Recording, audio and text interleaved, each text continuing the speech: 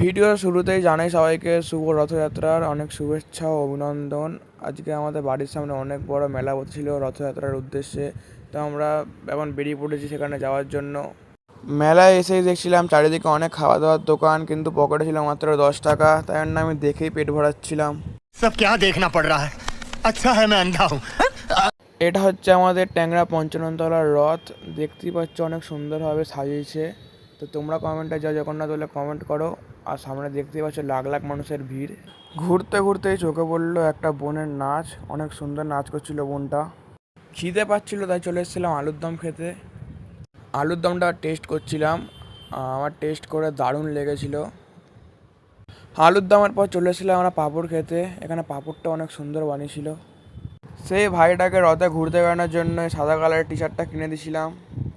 তারপরে জেদ করছিল দাদা লস্যি খাবো বলে। আর আমিও ভাইয়ের ইচ্ছা নিরাশা না করে ওকে একটা লস্যি কিনে দিলাম, আর লস্যি খেয়ে অনেক খুশি হয়েছিল।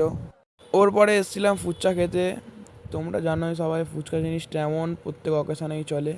ফুচকার পরে মন ঠান্ডা পেট ঠান্ডা করতে চলে এসেছিলাম আইসক্রিম খেতে। আমি একটা চকোবার কিনেছিলাম। আর আজকের ভিডিওটা এতটাই ছিল, তোমাদের সঙ্গে দেখা হচ্ছে পরবর্তী ভিডিও।